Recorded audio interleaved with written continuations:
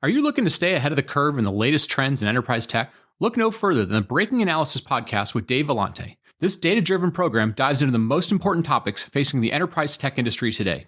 With a data-first approach that leverages ETR's renowned surveys of IT decision-makers and insight from the CUBE community, Breaking Analysis delivers in-depth research on the most important topics facing technologists and IT buyers. Whether you're a business leader, an IT professional, investor, or just an avid follower of the industry, this podcast is a must-listen.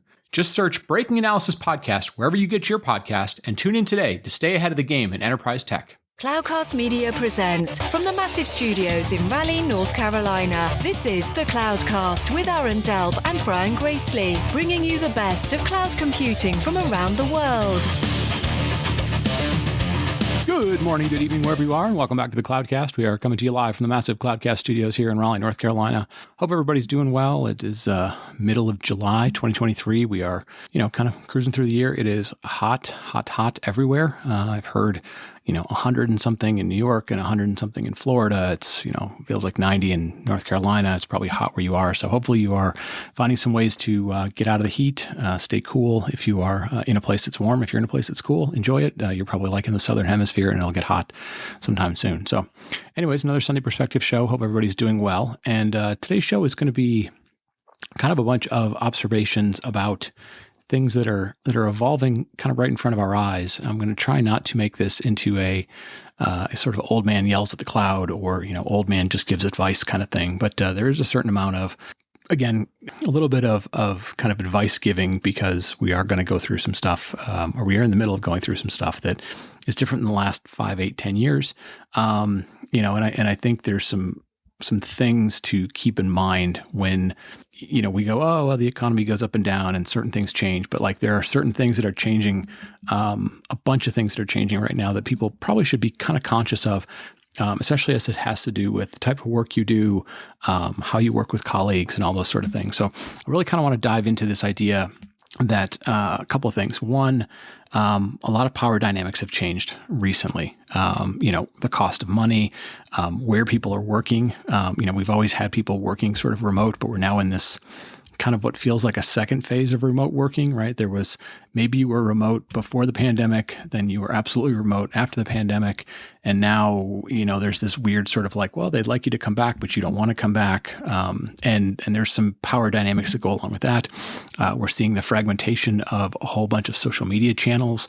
We're seeing the fragmentation of, or sort of the falling apart of certain kinds of media. And so that has some power dynamics in terms of how communications work and, how you can get your message out. And then, the other part of it is, we're seeing obviously with interest rates being up, but more importantly, especially in the tech industry, the VC industry is going through kind of some painful times. And I don't say that lightly or in a good way or in a bad way. But obviously there's been a lot of dumb money in the market. And we're going to dive in a little bit as to what it means when it's harder to get money and what it means in terms of ideas and so forth. So we're going to dig all of that right after the break. Introducing G-Core Managed Kubernetes, the ultimate solution for streamlined Kubernetes management. Experience support for bare metal nodes and a robust 99.9 uptime SLA at no extra cost. Provision Kubernetes clusters effortlessly with a single click using their intuitive dashboard, API, or Terraform. Seamlessly integrate with G-Core external DNS and easily provision block volume storage for your requirements. And of course, stay up to date with the latest Kubernetes versions. Plus, they have an exclusive offer just for you. Click the G-Core link in the show notes and use promo code CLOUDCAST and receive €100 credit to try G-Core services today. That's promo code CLOUDCAST to receive €100 credit on your G-Core services today.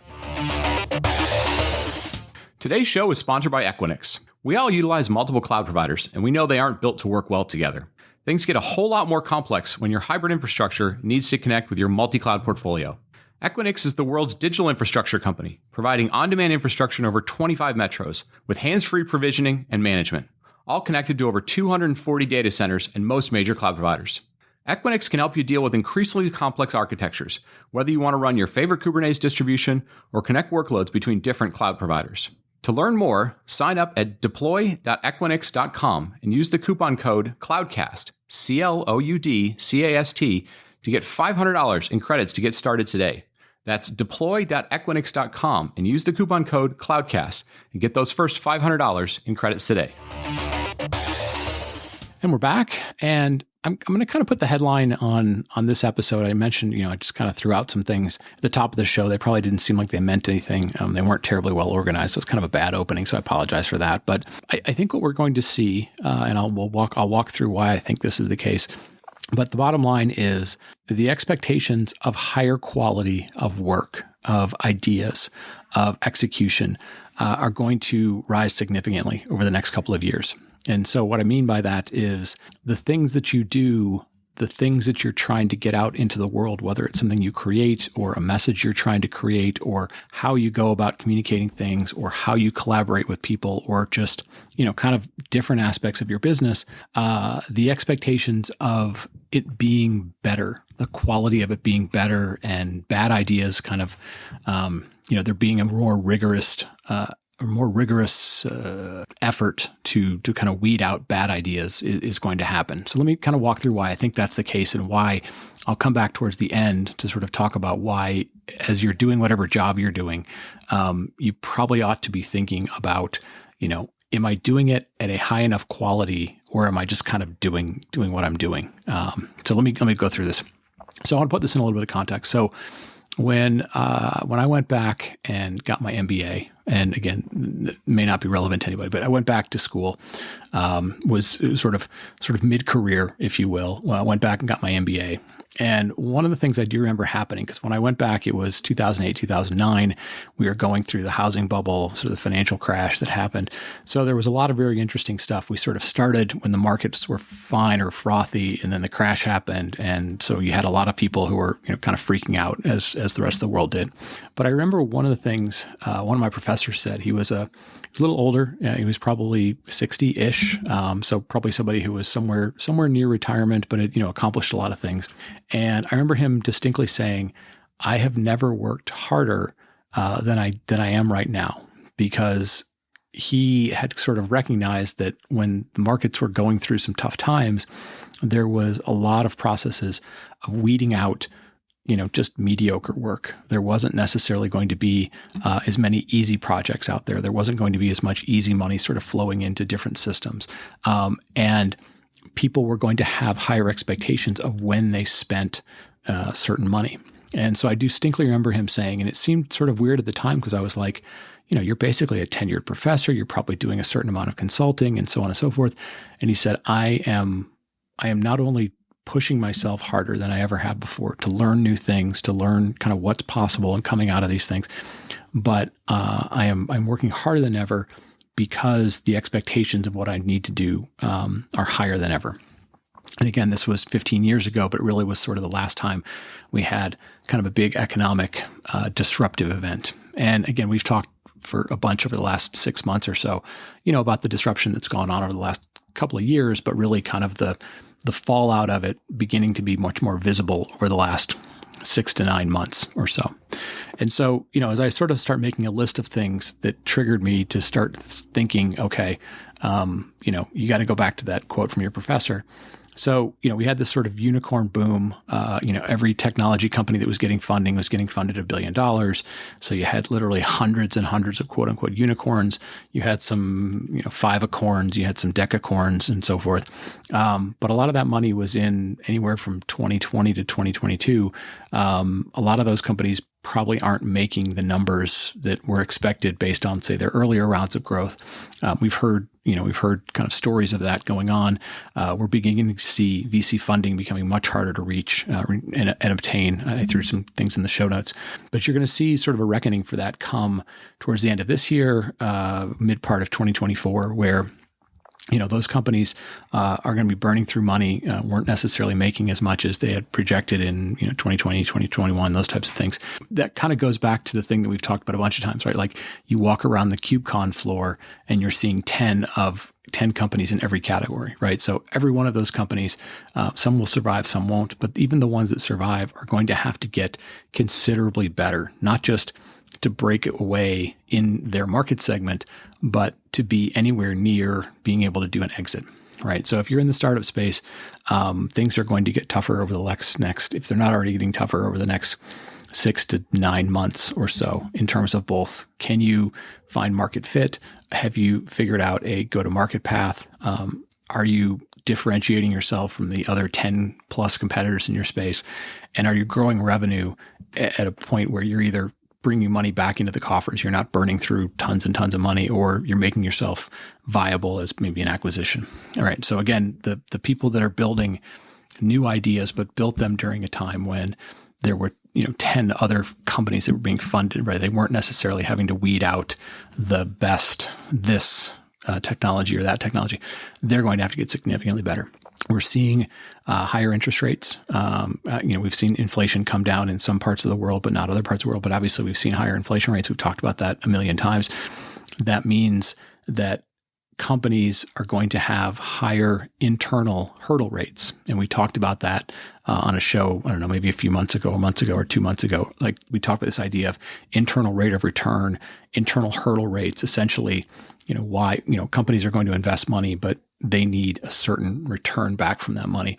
When interest rates go higher, their required return rate goes higher. So what that means is the projects they're looking for are not only going to be, important because they save money or whatever, but they're going to be looking for great projects, and they're going to be looking for sort of great projects that somehow have less risk. So again, you're going to need to sharpen your pencil. You're going to need to make, tell a better story when you're asking for money. You're going to have better homework done as to what you think the market's going to do, or what you think the technology is going to do, or why this is better strategy. You're going to have to be better at that. Now, beyond products having to be more appealing, better execution, if you will. We start talking about, how are we communicating messages about technology, whether it's, you're trying to be a DevRel person and you're talking about what you're doing, or, you're a marketing organization for some company and you're trying to get your message out there. We're seeing a couple of very weird things happen, right? We're seeing the bifurcation of the media, which we've seen for a long time now, what very, very hard left or very hard right. Being in the middle is very tough to get your message out because there's not a whole lot of people there covering the middle. They're tending to cover politically left and right, but then also, kind of in any given part of an industry, sort of hard left or hard right. The middle is sort of evaporating, or there's not as many people there covering that. And then we look at social media channels, right? You look at, Twitter used to be a very viable way to make a name for yourself. It was a very viable way to get your message out there, to kind of spark conversation. There's now 4 or 5 variations of Twitter that people are all trying to figure out. And a lot of them are seeing these new ones. And not only do they not love the format of them for various reasons, a Mastodon or Blue Sky or even a Threads or whatever, but they're oftentimes having to start over, right? You're not able to bring your 10,000 followers, your 20,000 followers, your 50,000 followers with you to these new platforms. And what you're going to have to figure out is, maybe you were able to kind of gain them over the last couple of years or 5 or 6 years or whatever, just because you were vocal in some community. Maybe it was, Java and Spring or Kubernetes or serverless or, AWS or whatever it was. But when you're starting over from scratch, you're going to have to be better. You're going to have to be more creative. You're going to have to find ways to not just do what you've done over the past 4 or 5, 6 years, but you're going to have to go, what are the new trends? Do we have to also be on TikTok? Do we also have to be on Instagram? Do we need to be doing more stuff? Is video? Do we have to figure out ways to tell our message in 1 minute or 30 seconds or, in, visual form as opposed to text form or audio form? You're going to have to be significantly better, because when those communication channels, social channels, communication channels, the media as a whole, either isn't where it was before or it doesn't have time for your nonsense, you're going to have to be better. It doesn't mean you necessarily have to, be inventing some amazing thing all the time. You are going to have to be doing some of that, but you're going to have to rethink how you communicate things, right? The old ways aren't necessarily going to work anymore. The next area I think is going to be really interesting, and I saw some of this at a previous job, but we're seeing this with a bunch of companies, right? We're seeing sort of the post-pandemic figure out what are we going to do, right? Are we going back to the office? We've seen a number of companies, big companies, who have been demanding people go back to the office. They're going through all sorts of sort of negotiation with their workforce of like, well, please come in 4 days, please come in 3 days, please come in 2 days. Here's the incentive we'll give you. And you've created, and it was only a couple of years, the pandemic was 2 or 3 years, and that doesn't seem like a long time in the big picture of things, but you've created a number of things. Anybody who is new out of school, all they know is work from home, right? You've got, kind of that Gen Z, I'm going to get all the generations wrong, but you've got that, 25 to 32 range who has sort of done this, but also, have been given the flexibility to work from home. You've got folks who have been like, well, I'm old enough to be middle manager or, kind of moving up in that sense, but, I'm used to sort of commanding the room or, driving what I've been doing, with seeing my people in person. And I know how to do work when it's in certain time zones. But man, when we start getting into all sorts of time zones, I don't know what to do. So we're not only seeing this mix and match of work from home, don't work from home, that's not well defined. We're also seeing what feels like 2 or 3-ish, maybe 3.5 sort of generational ways of thinking about work and the importance of work, how you represent yourself on video or how you represent yourself in collaboration. It's just making it more challenging, right? It's one thing to be in one location. It's another thing to all be of the same generation and speak the same way and communicate the same way. What we've done is we've fragmented that collaboration in both ways. The location, the medium at which it's being used, the way that people collaborate, the way that they speak about stuff, the way that they expect certain stuff done. And you're getting this sort of, blending of the generations, the blending of the locations that is, making it more challenging. And so, not complaining about it, but you're going to have to figure out how to be better at this because, again, when you've got to build better products, you've got to communicate better about what you're doing. You've got to be able to do things that, have better returns than maybe they did before. And then most of these projects that you're working on, whether they're internal projects or external facing projects or whatever, are going to be collaborative in one way, shape, or form. You're going to have to figure out through all these various channels and various sort of generational ways of doing things, how do you do that really, really well? So, I think a lot of that has to be sort of worked out. A lot of that's being figured out. It's being challenging. And then, you have the stuff that we've talked about, a few times in the show, right? AI is coming along. AI is going to create a new level of commodity tasks, right? It's not going to replace everything. We don't have to go through that. It's all sort of like freak out. But just like with any new technology, you're going to have a new bottom layer of things that get commoditized, right? And you're going to have to figure out how to take advantage of that because it's going to help you from a productivity perspective, a efficiency perspective. But then you're going to have to figure out, start baselining, what is that new commodity that AI creates? What can I do that's great above and beyond that? And then finally, the last thing is, depending on what you sell in your market, goods, services, whatever it is, if your customers are still struggling economically, you would think, okay, yeah, so we've seen a lot of pricing go up because of inflation, and sometimes people are kind of in a pinch. But if you are, not selling a product that people are completely dependent upon, gasoline, food, right, consumer staples, whatever that might be. But if you're selling something that has alternatives, or they're like, well, maybe we'll use this, maybe we won't, maybe we'll extend the contract, maybe we won't. They begin to have a little more pricing power, and so you're going to have to figure out, again, how to be better at servicing your customers, whether it's with goods or services, because you have to really kind of understand the power dynamics that have changed a little bit over the last couple of years. So you kind of add all this stuff up, where money's coming from, where interest rates are, what the expectations are at certain things, how communication channels have fragmented, how collaboration is sort of fragmenting, where AI is going to sort of take some of the commoditize some of the bottom layer of whatever you do. And then the dynamics of yourself with your customers is changing. So, as you're thinking about what you do, whatever your job might be, kind of keep a bunch of those things in mind. I think you're going to start finding that the expectations of people are that you're going to have to be better at what you do. Maybe in some cases significantly better, some cases demonstrably better, and start thinking about, how are you going to represent that you're doing things better than you were last month or 6 months ago, right? Because not only do you want to show things are better, and sometimes there's data that proves you're doing things better, but you want to be able to communicate your own story that you're doing something better, that you're taking it to another level. And again, I think it's understanding the context of the broader pieces around you from economic perspective, a societal perspective, a collaboration perspective, a communication perspective. Understanding all those things are changing, fragmenting, going through some kind of rejiggering of what the rules mean and what's good and bad. Something to think about. So, anyways, with that, I'm going to kind of wrap it up. A lot to think about, somewhat abstract, but I think I go back to that quote from my professor, right?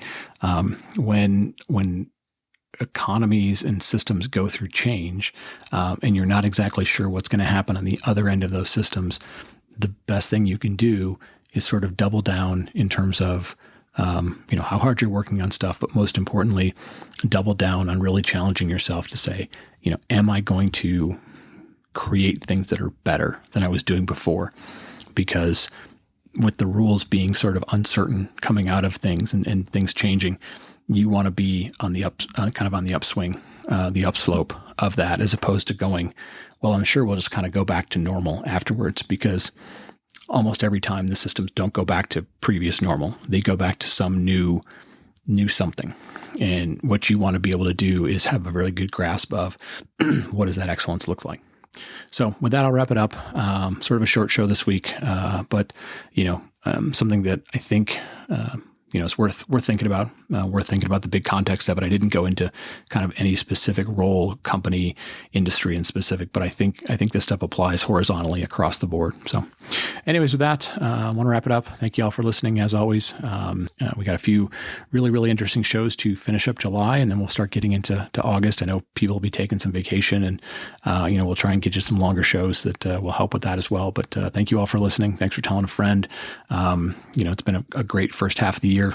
More listeners this year than we did last year. So thank you all for that. And we'll wrap it up. We'll talk to you next week. Thank you for listening to The Cloudcast. Please visit thecloudcast.net to find more shows, show notes, videos, and everything social media.